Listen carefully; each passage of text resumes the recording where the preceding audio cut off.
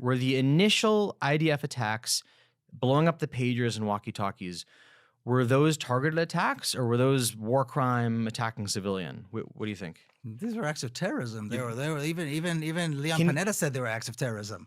These were acts of terrorism. Can you name a more surgical attack than that?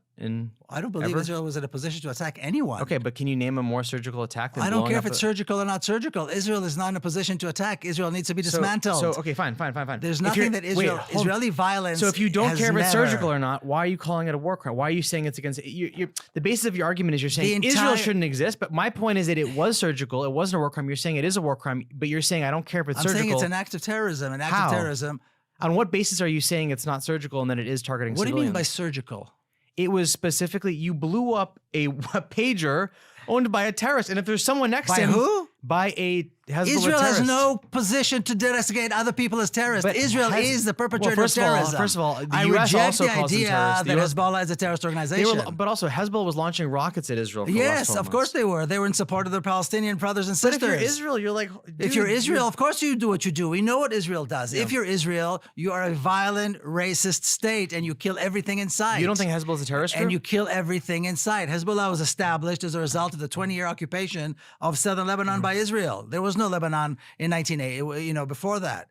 Yeah. Israel, all of these organizations that people like to call terrorist organization would never have existed had it not been for what Israel's done. But again, it's like... And so finally, there was a power... You're saying if there's a high-level cause, then people below that high-level cause don't have human agency. That's not what I said. I don't believe it's terrorism. I don't believe that fighting oppression is terrorism. Well, you're in disagreement with the Human Rights Watch. I don't believe... So I'm in disagreement with Human Rights Watch. But I thought you trusted them. That's not the point. They collect data. It's not the same thing. So what do we believe collecting Who do data, we trust? They're not a political organization. They collect data. It's not the same thing. Collecting data is not the same thing as having a political position. I mean... This is a political issue. This is not a humanitarian issue. This is a political issue that has a political solution to it. Hezbollah would not have been established had it not been for the horrific 20-year occupation. But that doesn't excuse their actions. Or Fatah or none of these other. But there's nothing wrong with creating a resistance organization when you're being oppressed. If it wasn't for Hezbollah, Israel would still have been in southern Lebanon. Let me concede as much as I can. If you're being oppressed, Israel you can is form in the wrong. Period. So if you're being oppressed, you can form a resistance group. Full stop. Okay. Yeah, according to international law, you're permitted to use any means. I totally agree. Well, not any means. If you are a resistance group, you should not target civilians. Also, full stop. Those things can both be true. That's not a contradiction.